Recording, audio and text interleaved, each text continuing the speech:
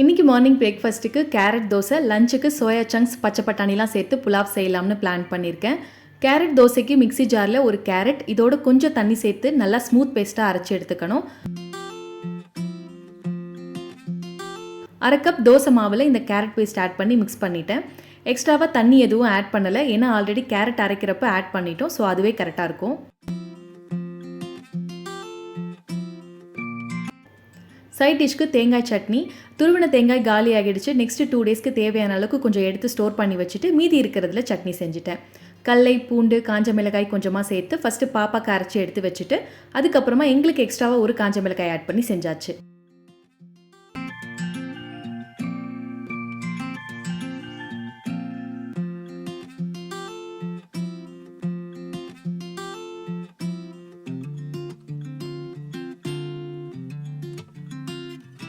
Next லஞ்சுக்கு எங்களுக்கு 1 cup அரிசி, பாப்பாக்கு 1/4 கப் அரிசி எடுத்திருக்கேன். இப்போ இதை நல்லா வாஷ் பண்ணிவிட்டு தண்ணி ஊற்றி சோக் பண்ணி வச்சுட்டேன். ஒரு 30 நிமிஷத்துக்கு ஊற வைக்கணும்.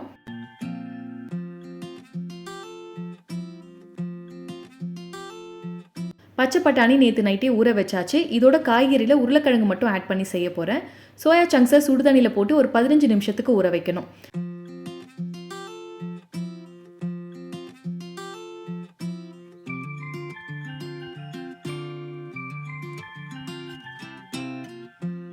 குக்கரில் 1 டீஸ்பூன் ஆயில், 1 டீஸ்பூன் நெய், சோம்பு, பட்டை, லவங்கம், அரை வெங்காயம், 1 டேபிள் ஸ்பூன் தக்காளி.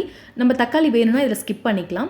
1 பல்லு பூண்டு இடித்து ஆட் பண்ணியிருக்கேன். அரை உருளைக்கிழங்கு, 1/4 கப் ஊற வச்ச பச்சை பட்டாணி, 5 சோயா சங்க்ஸை கட் பண்ணி ஆட் பண்ணியிருக்கேன்.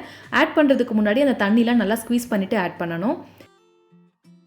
மஞ்சள் தூள், மிளகாய் தூள், ஊற வச்ச அரிசி, தேவையான அளவுக்கு தண்ணி ஆட் பண்ணி 3 விசில் வச்சு எடுத்தாச்சு.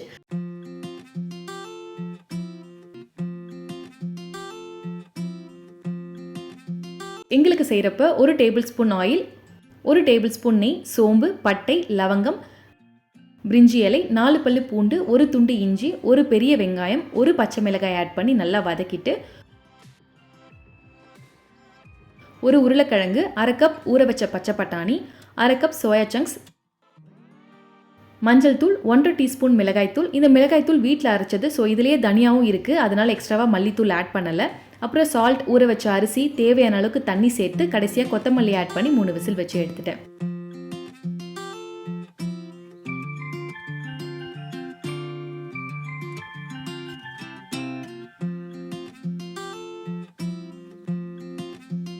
பாப்பாக்கு லஞ்சுக்கு கொடுக்கும்போது சாதமாக கொஞ்சமாக மேஷ் பண்ணி வச்சுருக்கேன். அப்புறம் கொஞ்சம் கர்ட்.